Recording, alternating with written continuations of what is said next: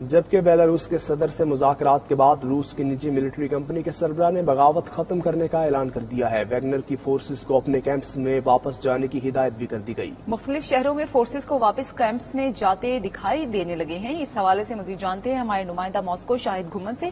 شاہد گھمن، یہ بتائیے گا کہ مذاکرات کامیاب ہو گئے ہیں اور بغاوت کا کیا خطرہ ٹل گیا ہے؟ کیا تفصیلات ہیں آپ کے پاس اس حوالے سے؟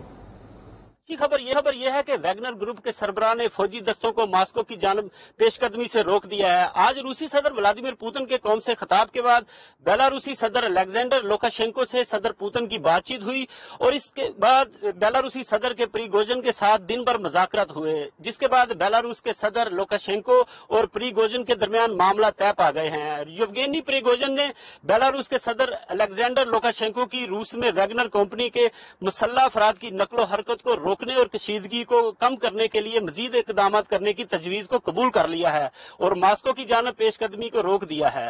پریگوجن نے اپنے آڈیو پیغام میں کہا ہے کہ ہم پچھلے 24 گھنٹوں کے دوران ماسکو کے 200 کلومیٹر کے اندر پہنچ گئے تھے۔ انہوں نے کہا کہ ہم نے اپنے جنگجوؤں کے خون کا ایک قطرہ بھی نہیں بہایا۔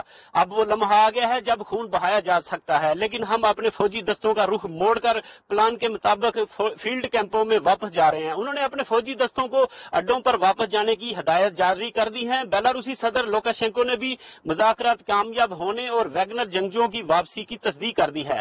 یہاں پر میں یہ بھی بتاتا چلوں کہ جمعہ کی رات ویگنر کے سربراہ یوگینی پریگوجن نے اپنے ٹیلی گرام چینل پر الزام عائد کیا کہ روسی فوج کی جانب سے ہمارے فوجی دستوں پر فضائی حملہ کیا، جس سے ویگنر کے کئی جنگجو ہلاک ہو گئے۔ پریگوجن نے اس کا الزام روسی وزیر دفاع سرگئی شائگو اور روسی آرمی چیف جنرل اسٹاف کے سربراہ جنرل ویلری گریسیموف پر عائد کیا۔